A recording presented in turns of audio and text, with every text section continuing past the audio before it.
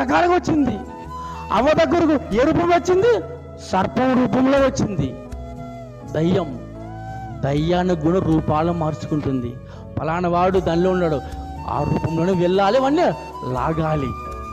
కాబట్టి పరవనంది ప్రేమైన దేవుని పిల్లారా, నా సమయం అయిపోయింది కాబట్టి దేవుడు మనతో మాట్లాడుతున్నాడు. ఏమన్నా అడుగుతున్నాడంటే, దయ్యము కూడా నీ దగ్గరకు ఒక రూపంలో వస్తుంది, ఆ రూపాన్ని గ్రహించావా నువ్వు? నిజంగానే దేవుని వాక్యంలో ఉన్నప్పుడు దయ్యం ఆ రూపంలో వస్తుంది నా దగ్గరకు అని గ్రహిస్తావు. దయ్యం మన దగ్గర రాడు, దేవుడు మన దగ్గర రాడు. దేవుడు తన వాక్యాన్ని ఇచ్చాడు, సాతాను వాటి యొక్క అనుసరణలు వాడుకుంటుంది.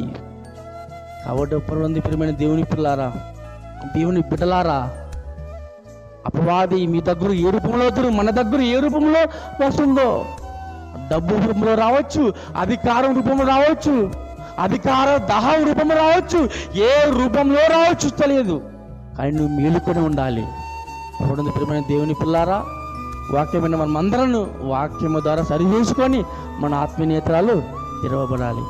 మనం ప్రార్థన చేసుకొని సమయాన్ని ముగించుకుందాం.